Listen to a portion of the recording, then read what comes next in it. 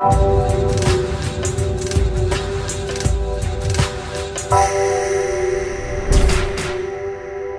going on again, everybody? It's Max, otherwise known as Doing It For Her, or DIFH to shorten that shit up, bringing you the after fight card coverage of the UFC fight cards once again, and this one is Shogun Rua versus Vera UFC on Fox.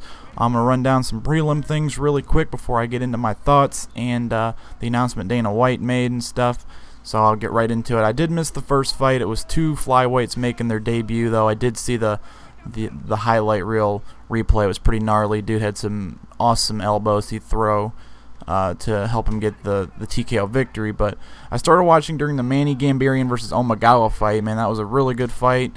That's why I do like watching the prelims. You do see some really great fights from these guys trying to show that they deserve to be on the main card.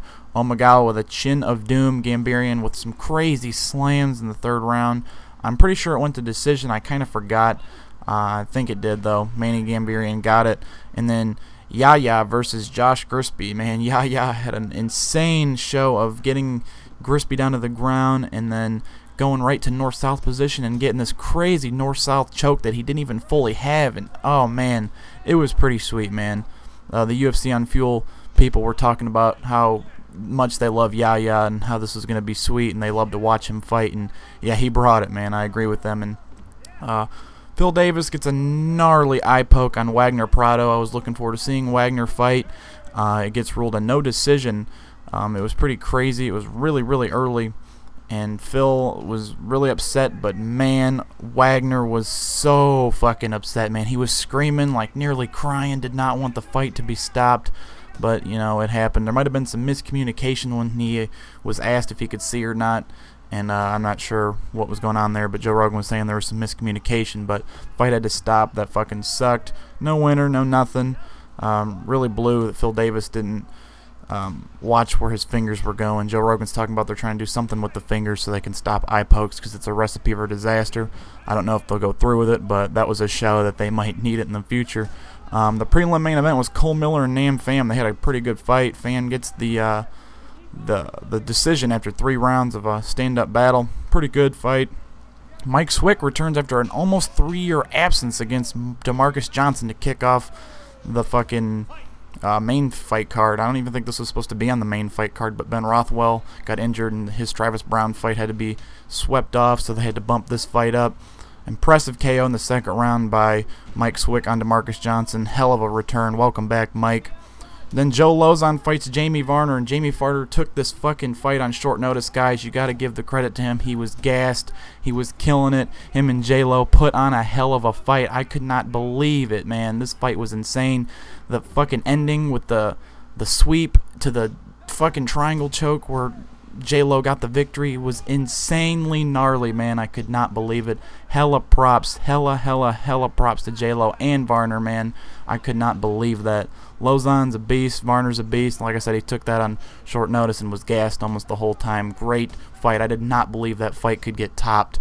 I got that at submission of the night. Like you guys know, I do these before Dana does the after fight conference, so I really don't know. So you have to bear with me, but that's my submission of the night right there. I think that might have been the only submission. I'm not sure. I think so. So yeah, will of course be submission of the night. I don't know. It probably sounds stupid right there, but then we get to Machida versus Bader. Really goofy fight. Tested the waters in the first round, and then Bader comes running in wild on Machida. And like Joe Rogan said, when you come running in charging into Machida, you might as well be going through a wood chipper. Machida hits 2 gnarly punches and like 2 more on the way down. Knocks out Bader. Impressive fashion. And Dana announced that whoever won out of these 2 main event fights the most impressively was going to get the title fight, and Machida stacked the bar pretty damn high with winning that impressive. So yeah. Before I go to Dana's announcement, let me talk about the main event. Vera, oh man, this is supposed to be Glover, but Shogun apparently had a really bad case of ducking on Glover, which really sucked. He was originally supposed to fight Thiago Silva, I think. Thiago got injured, and then it was supposed to be Glover, Teixeira, or something like that. I'm not sure. I just know he ducked Glover. So Brandon takes the thing, you know, the fight, short notice fight, gets an opportunity. People were counting this guy out like crazy. I know I was, but he fought like a champion. 4-round war with Shogun. Shogun seemed gassed right from the beginning. That was really goofy. But Brandon Vera fought like a fucking champion, and I'm sure he made himself a few fans during that fight. It was crazy. Great fight. It might be fight of the night. I'm not sure. I did not think Lauzon and Varner could be topped, but this might have did it. These guys went at it for 4 fucking rounds, and Shogun gets the TKO victory. Like I said, Dana announced that whoever won out of those 2 fights most impressively was going to get the shot against the winner of UFC 151, I think. Dan Henderson versus John Jones, and he announced that it is going to be Lyoto Machida. I really didn't like the stipulation because Bader, excuse me, not Vader, fucking Darth Vader is what I was thinking of. Darth Bader, you know, he was on a 1-fight win against Rampage, and now he's on a loss streak because he just lost to Machida. Machida, I don't even remember what he's on, but I know it's not some big streak. It might be like a 1 or 2 fight streak. Shogun just came off a loss. Vera came off like a loss and a no contest or something like that. This just made no sense to me, to be honest. I was hoping Gustafsson was going to get the fight. I'm a big Alexander Gustafsson fan. He's on a streak. He beat a top-ranked guy. I think Thiago Silva was ranked when he beat him. Like I said, he's streaking. None of these 4 guys that were up to get the title shot were streaking at all. I don't know. It's just really, really goofy.